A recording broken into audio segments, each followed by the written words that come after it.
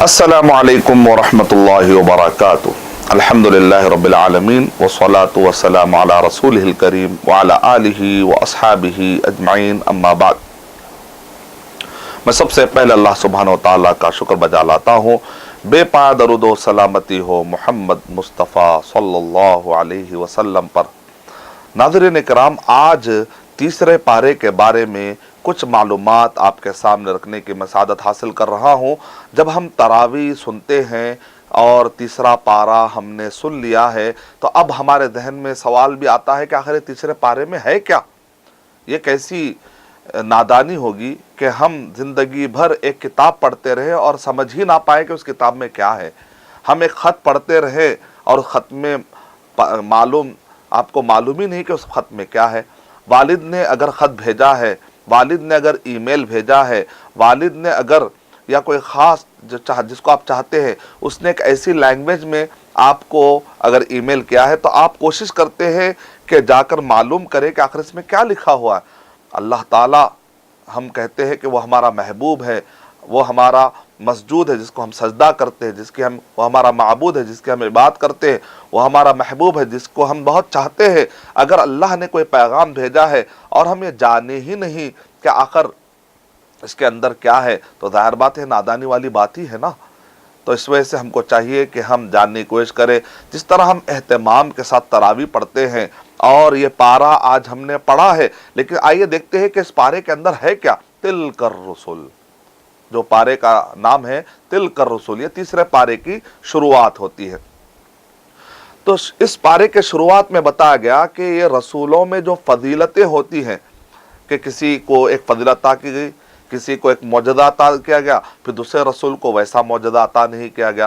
किसी एक रसूल को एक ख़ास फजीलत दी गई, फिर वैसी फजीलत किसी और को नहीं मिली। जैसा इब्राहिम अलैहिस्सलाम ने काबे की तामीर की बुनियादों पर, ज़ाहिर बात है, तो एक ख़ास फजीलत हुई।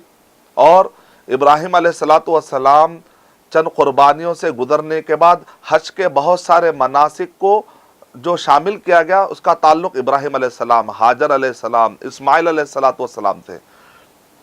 सालेह अलैहिस्सलाम के ज़माने में जो पहाड़ से ऊँटनी निकली, फिर वैसा मौजज़ा हमको दूसरे पे फिर देखने में नहीं मिलता है। तो अल्लाह सुब्हानहू व तआला ने फजीलतें दी है, रफ़अ दराजात दी है। तो अल्लाह सुब्हानहू व तआला ने बास को बास पर एक फजीलत अता की है। तो ये अल्लाह के लिए हक़ बनता है कि वो किसी नबी को किसी पर ज़्यादा फजीलत दे।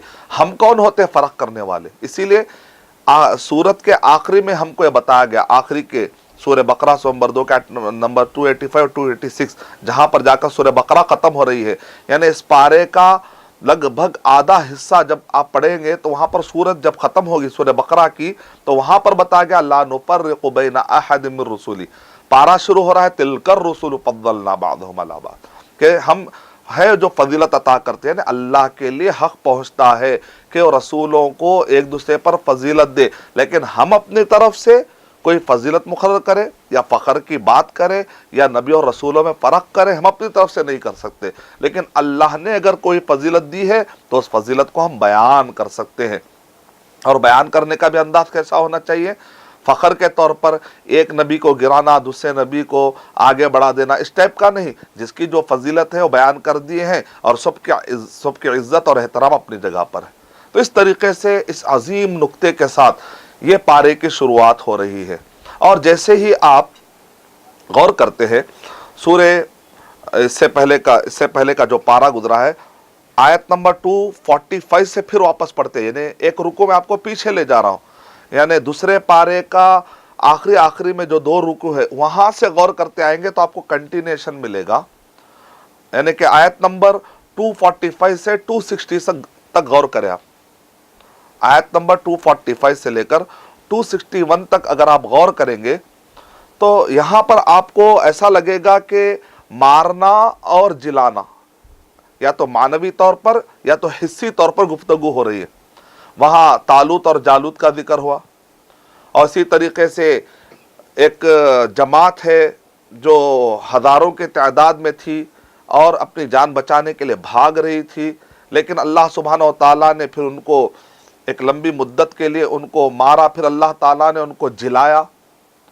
یعنی کہ وہاں پر بھی مرنے اور جینے کا ذکر ہو رہا ہے۔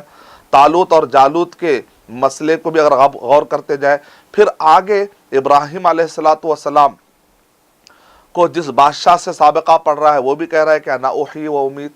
پھر آگے خود ابراہیم علیہ السلام پوچھ رہے ہیں اے اللہ کیف تحیی الموتیٰ، تو مردوں کو آخر زندہ کیسے کرتا ہے؟ ابراہیم علیہ اللہ تعالیٰ کہہ رہے ہیں اولم تؤمن، اے ابراہیم کیا تم کو ایمان نہیں ہے؟ قال بلا ولکن لیطمئن قلبی، لیکن میرے دل کے اطمینان کے لیے میں پوچھ رہا ہوں، شک کی وجہ سے نہیں پوچھ رہا ہوں۔ پھر عزیر علیہ السلام کے دور کا واقعہ ہے کہ جہاں پر یہ سوال اٹھتا ہے کہ آخر اللہ سبحانہ و تعالیٰ یہ مری ہوئی قوم کو اٹھاتا کیسے ہوگا؟ تو اللہ سبحانہ و تعالیٰ نے پھر موت دی، پھر اس کے بعد اللہ سبحانہ و تعالیٰ نے اٹھایا۔ یعنی کہ مرنے اور جینے کے مسلسل مسائل کا ذکر ہو رہا ہے۔ آیت نمبر 245 سے لے کر 260 تک حصی طور پر یا معنوی طور پر، بہرحال اس کے اندر بہت ساری عبرتیں چھپی ہوئی ہیں غور کرنے والوں کے لیے۔ آیت نمبر 255 خاص طور سے دعوتی میدان میں اصلاح کے لیے اور دعوت کے لیے بڑی ایفیکٹو آیت ہے۔ اعظم آیت فی کتاب اللہ، یعنی کہ پورے قرآن مجید میں سورہ بقرہ کے اندر بھی ایک آیت کو پوری آیتوں میں اعظم آیت، سب سے عظیم آیت قرار دیا گیا۔ اعظم آیت فی کتاب اللہ، وہ ہے آیت الکرسی، وہ آیت جس کے اندر الکرسی کا ذکر ہے۔ اللہ، ایک غیر مسلم سے میری ملاقات ہوئی اور میں نے ان سے پوچھا کہ بتاؤ تو صحیح کہ آپ ہندوستان میں اپنے کتنے آپ بھگوان کو مانتے ہیں؟ تو اس نے کہا کہ بھائی کچھ کہتے ہیں کہ ایک، کوئی کہتے ہیں ہمارے پاس 3، اور کوئی ہمارے پاس 33 کروڑ خداؤں تک بھی ماننے والے ہندوستان میں۔ اچھا بتاؤ تو صحیح کہ آپ کے ریلیجن میں اتنے خداؤں کا تصور ہے، ایک خدا کو آپ سامنے لائیے اور ایک خدا کے بارے میں آپ ایک مثال کے طور پر بتائیے کہ یہ خدا کے اندر ہمارے 10 ایسی صفتیں ہیں، پھر ویسی 10 صفتیں کسی کے اندر نہیں ہونی چاہیے۔ اب وہ سامنے والا آدمی جس سے میں سوال کر رہا تھا وہ ہندو مذہب کا پڑھا ہوا بھی ہے، اور وہ لا یعنی کورٹ کچہری سے بھی اس کا تعلق ہے، دنیاوی اعتبار سے اور اس کے مذہبی کتابوں کے اعتبار سے کچھ پڑھا لکھا انسان ہے۔ تو میں نے سوال کیا کہ 10 ایسی خصوصیتیں بتاؤ، پھر ویسی 10 خصوصیتیں کسی کے اندر نہیں ہونی چاہیے۔ بہت دیر تک سوچنے کا اس نے کہا کہ مجھے ایسا خدا نہیں معلوم کہ جس کے 10 صفتیں میں بتا سکوں اور وہ 10 صفتیں پھر کسی کے اندر نہ ہو۔ میں نے کبھی اس پر غور ہی نہیں کیا۔ اس نے مجھ سے کہا ٹھیک ہے تم جس کو اللہ کہتے ہو، خدا کہتے ہو، تم اس کے 10 صفتیں بتاؤ۔ تو میں نے کہا بہت سمپل ہے، پھر ویسی 10 صفتیں کسی کے اندر نہیں رہنی چاہیے۔ میں نے کہا بہت سمپل ہے، سورہ بقرہ آیت نمبر 255 آیت الکرسی پڑھ لیجئے، اس کے اندر کیا ہے؟ اللہ لا الہ الا ہو، اللہ نہیں ہے کوئی سچا معبود سوائے اسی کے۔ اچھا اس کے علاوہ کوئی بھی معبود نہیں، اس کے علاوہ کوئی معبود ہو ہی نہیں سکتا، یہ ہمارا عقیدہ ہے، قرآن مجید میں بتایا گیا ہمارا عقیدہ یہ ہے۔ ایسا کیوں کہہ رہے ہیں آپ؟ ایسی ہٹ درمی والی بات کیوں کہہ رہے ہیں؟ کیونکہ اس کے اندر 10 ایسی صفتیں ہیں، پھر ویسی 10 صفتیں کسی کے اندر پائی نہیں جاتی۔ پہلی صفت ہے الحی القیوم لا تأخذہ سنۃ ولا نوم لہ ما فی السماوات وما فی الارض ما ذا الذی یشفع عنده الا بإذنہ ما ذا الذی یشفع عنده الا بإذنہ یعلم ما بین ایدیہم وما خلفہم ولا يحيطون بشيء من علمه الا بما شاء وسع كرسيه السماوات والارض ولا يؤوده حفظهما وهو العلي العظيم۔ تو 10 یہ 10 چیزیں ایسی ہیں۔ پہلے پر غور کرتے ہیں، الحیو جس کو ہم خدا کہتے ہیں، جو ہم کہتے ہیں کہ اللہ ہے، وہ کیا الحیو؟ پہلی اس کی صفت ہے کہ وہ زندہ رہنا ہے۔ تو سامنے والے نے ڈسکشن میں کہا کہ صاحب میرے ذہن میں 90% جو خدا تھے سب غائب ہو گئے۔ میں نے کہا ایسا کیسے غائب ہو گئے؟ کہا کہ دیکھتا ہوں کہ جتنے بھی ہے وہ سب مرے ہوئے ہیں۔ ظاہر بات ہے، جو مر گیا، جو خود ہی مر گیا، جو اپنے آپ کو موت سے بچا نہیں سکا، وہ ہمیں کیا بچائے گا؟ اور جو پیدا ہوا تو پیدا ہونے سے پہلے کائنات کون چلا رہا تھا؟ اگر وہ مر گیا تو پھر کائنات کو کون چلائے گا؟ جو خود اتنا کمزور ہے وہ میرا خدا کیسے ہو سکتا ہے؟ بات آپ نے صحیح کہی۔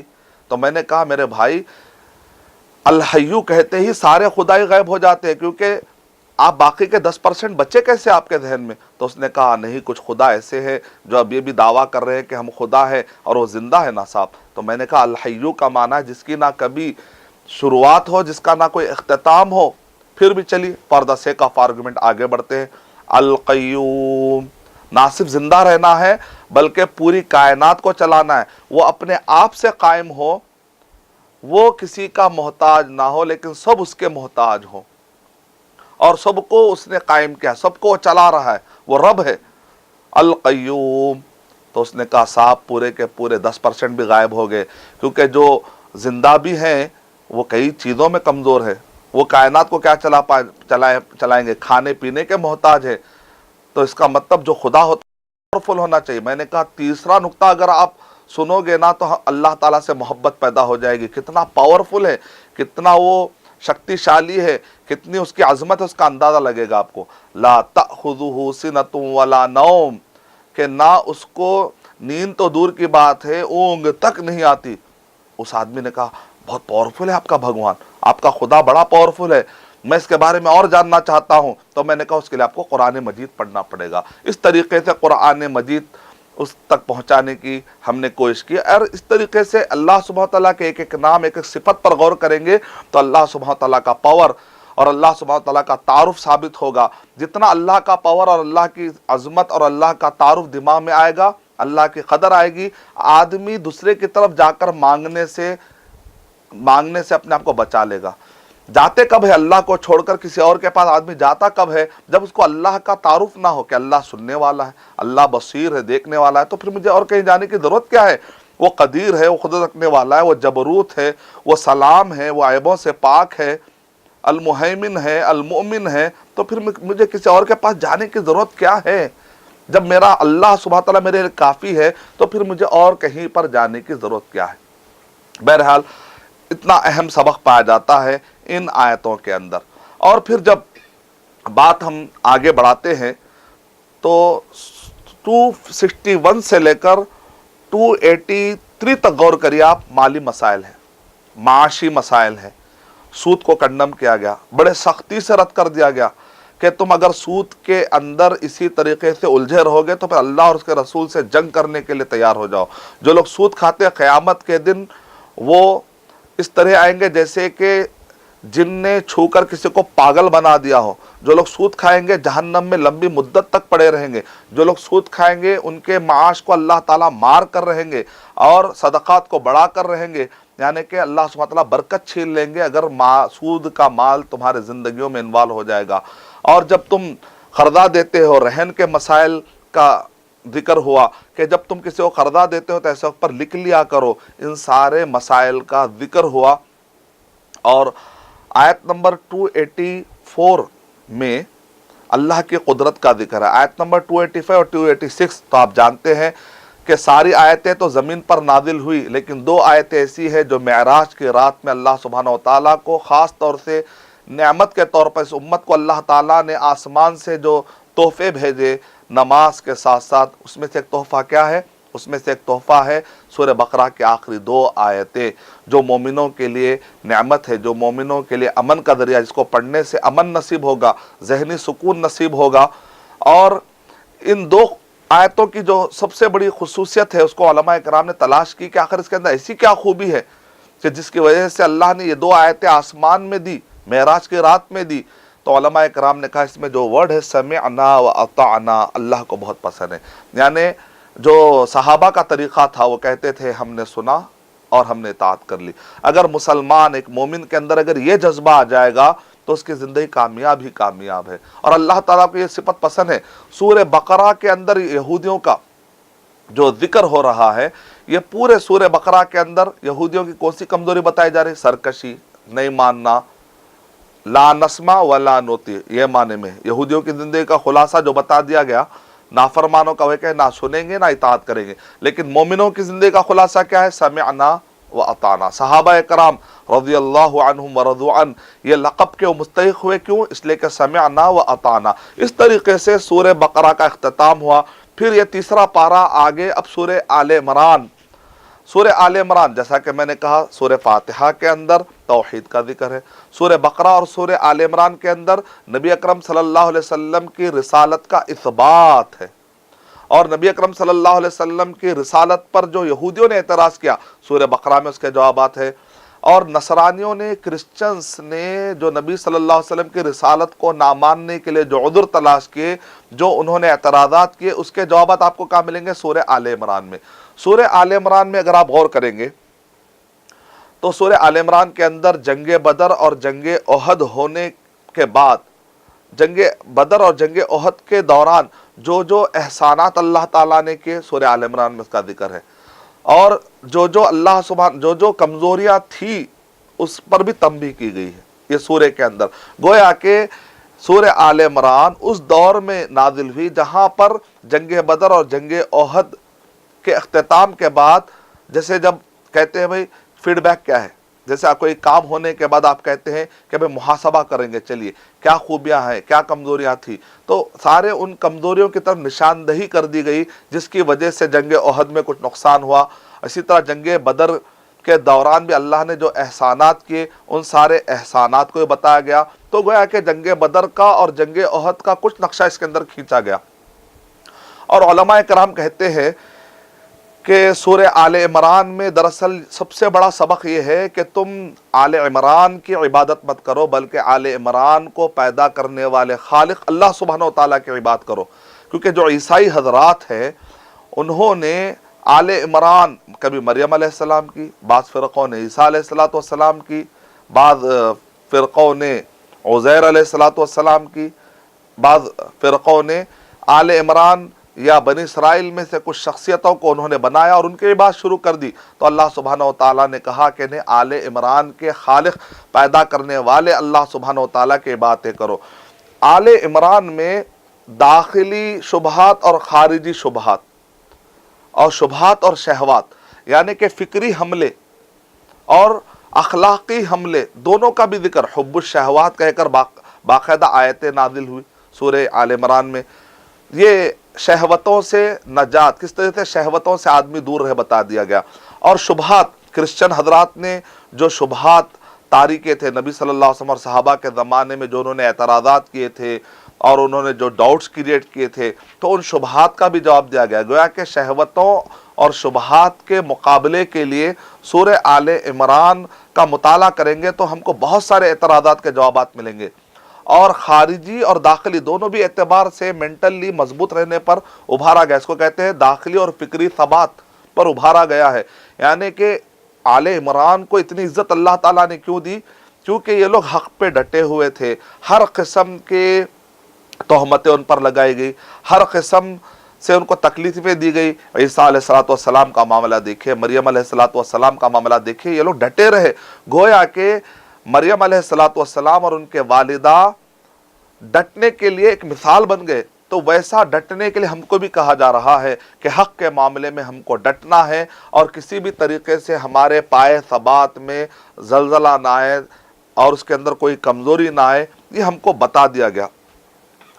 آیت نمبر 1 سے لے کر 19 تک سورہ آل عمران پڑھنے سے پتہ چلتا ہے، اس میں تو ایک گفتگو یہ ہوئی کہ کتابیں کیسے نازل ہوتی ہے، وحی کیسے نازل ہوتی ہے، پھر محکمات کیا ہے، متشابہات کیا ہے، یعنی آہستہ آہستہ مقدمہ باندھا جا رہا ہے۔ یعنی نصارہ جو انجیل کے ماننے کا دعویٰ کرتے تھے، لیکن کیسے وہ متشابہات میں پڑ گئے اور محکمات سے کیسے وہ دور ہو گئے بتا دیا گیا۔ پھر اس کے بعد آیت نمبر 10 سے لے کر 19 تک، پھر 19 سے لے کر مسلسل تقریباً 33 آیتوں تک اگر آپ پڑھتے جائیں گے تو اس کے اندر یہ بتایا گیا کہ عیسائی حضرات وَمَخْتَلَفَ الَّذِينَ أُوتُوا الْعِلْمَ إِلَّا مِن وَمَخْتَلَفَ الَّذِينَ أُوتُوا الْكِتَابَ إِلَّا مِن بَعْدِ مَا جَاءَهُمُ الْعِلْمُ، یعنی کہ علم آنے کے بعد کس طریقے سے اہل کتاب نے اختلاف کیا، یعنی عیسائی حضرات کس طریقے سے ان کے اندر فکری گمراہی آئی، اور کیسے انہوں نے غلو کیا، اور کیسے انہوں نے اعتراض کیا، کیسے وہ نبیوں کے خلاف گئے، اور کیسے انہوں نے اپنے طرف سے نئے دینی افکار پیدا کیے۔ آیت نمبر 32 سے لے کر آیت نمبر 63 تک اگر آپ غور کریں گے تو عیسائیوں کے الگ الگ قسم کے گمراہوں کا ذکر ہوا، کہ عیسائی کہتے ہیں کہ عیسیٰ علیہ الصلوۃ والسلام مر چکے ہیں، جبکہ اللہ تعالیٰ کہہ رہے ہیں کہ ہم نے تو متوفی کا ہم نے کسٹڈی میں لیا، رافعوں کا اللہ سبحانہ وتعالیٰ کہہ رہے ہیں ہم نے کسٹڈی میں لیا اور آسمان میں اٹھا لیا۔ مرنے کا ذکر یہاں پر کہیں پر بھی نہیں آ رہا ہے۔ اور عیسیٰ علیہ الصلوۃ والسلام کے میریکلس برتھ کو دیکھ کر انہوں نے سمجھا کہ خدا یا خدا کا بیٹا ہے، تو اللہ تعالیٰ کہہ رہے ان مثل عیسیٰ عند اللہ کمثل آدم خلقه من تراب ثم قال له كن فيكون۔ بغیر باپ کے پیدا ہونے سے تم اتنا زیادہ متاثر ہو گئے کہ خدا کا بیٹا سمجھنے لگے۔ آدم علیہ السلام کے بارے میں تمہارا کیا خیال ہے؟ نہ ان کے ابا ہے نہ ان کے امی ہے، اب کیا کہو گے؟ یعنی اللہ سبحانہ و تعالیٰ عیسائیوں کا ذہن یہاں پر کھول رہے ہیں کہ دیکھو کس طریقے سے تم گمراہ ہو رہے، غلو میں جا رہے ہو، ان کا ذہن کھولا جا رہا ہے۔ آیت نمبر 61 سے 95 کے درمیان اہل کتاب پر، خاص طور سے نصارہ پر 3 طریقے سے رد کیا گیا کہ اہل کتاب کا دعویٰ تھا، یا خاص طور سے یہودیوں کا یا نصرانیوں کا، کہ ابراہیم علیہ السلام یہودی تھے، وہ کہتے ہیں ابراہیم علیہ السلام نصرانی تھے، تو اللہ تعالیٰ نے فرمایا ما کان ابراہیم یہودیوں ولا نصرانیوں ولکن کان حنیفا مسلما، کہ وہ نہ نصرانی تھے نہ وہ یہودی تھے، وہ تو ایک سو ہو کر اللہ سبحانہ و تعالیٰ کو ماننے والے ایک مسلم، یعنی اللہ سبحانہ و تعالیٰ کی اتباع کرنے والے تھے۔ اور آگے پھر رد کیا گیا، آگے کی آیتوں میں رد کیا گیا نصرانیوں پر، ان کے غلو پر، کہ تم نے انسان کو خدا کا درجہ دے دیا۔ اور حالت یہ ہوگی اہل کتاب میں سے، حالت تو یہ ہو گئی کہ کچھ دینار رکھ کر اگر ان پر امانت داری کا یقین کیا جائے تو کچھ لوگ تو ہیں کہ ان دیناروں کے اندر خیانت کر بیٹھتے، اور کچھ لوگ ہیں کہ بڑے اچھے لوگ بھی ہیں۔ پھر آگے یہ بتایا گیا کہ جو وعدہ خلافی ہو رہی ہے، وَإِذْ أَخَذَ اللَّهُ، یعنی اللہ تعالیٰ نے میثاق لیا تھا کہ جب بھی نبی آئیں گے تو تم ان کا ساتھ دو گے، نبیوں کا ساتھ دو گے۔